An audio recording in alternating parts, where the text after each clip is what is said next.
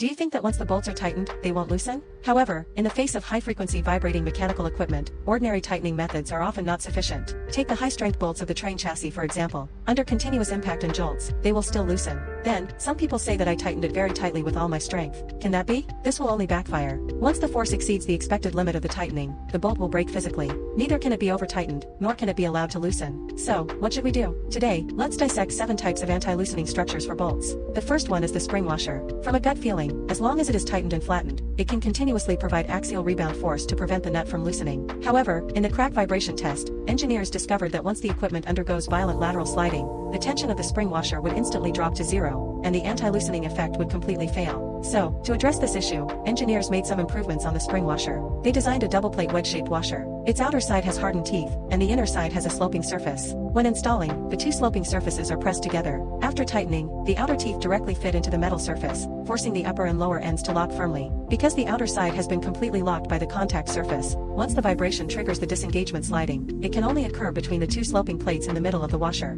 This initiates the core mechanism of anti-loosening. The internal slope angle of the washer is greater than the ascending angle of the thread. As long as the nut rotates backward, it will inevitably climb up along the internal slope. Force the bolt upward forcibly. The more intense the vibration, the greater the force to push up. The bolt is actually pulled tighter. The first 2 schemes rely on external washers. If there are no special washers in hand, how can we achieve anti-loosening with only the most basic standard parts? Let's look at the third type, double nuts locking. It only requires 2 nuts, one thin and one thick, on the bolt. The core of anti-loosening lies in the final locking action. 2 wrenches operate simultaneously. The thick nut presses down, and the thin nut retreats upward. This opposing force will completely seal the gap between the threads. The metal tooth surface is completely locked and, if you think this double nut is cumbersome, engineers have an even more extreme solution. They work on the internal part of a single washer. This is the 4th type of self-locking washer. It is divided into 2 categories. The first category is the nylon self-locking washer. There is a ring of non-threaded nylon on the top. When the bolt is screwed into this area, it will forcibly create threads on the nylon ring. Using the high elasticity and high damping properties of nylon, it generates a very strong mirror-like tightening force on the bolt. The second category is the fully metal flattened washer. The top of the nut is mechanically stamped into a slight elliptical shape at the factory.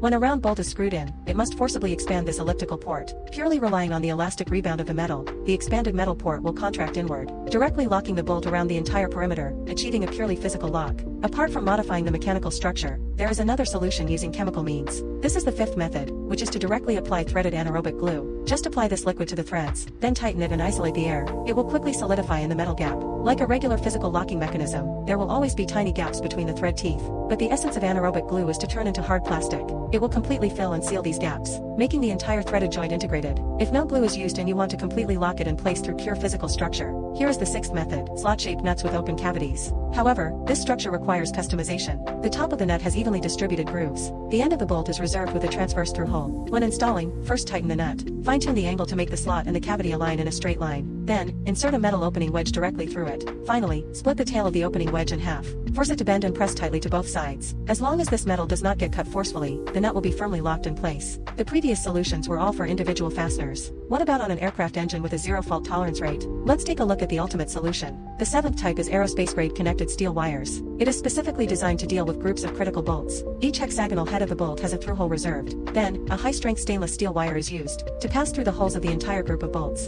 And then it is tightened into a spiral shape with a special tool. Once a bolt is subjected to vibration and starts to loosen and rotate in the opposite direction, it will immediately tighten the steel wire. It will force the adjacent bolts to bear the tightening direction's pulling force. Through the steel wire, a perfect rigid protection is formed between the bolt groups. These are the 7 common bolt anti-loosening structures. The lock should be of the type that matches the vibration. Applying the right solution can truly ensure absolute safety.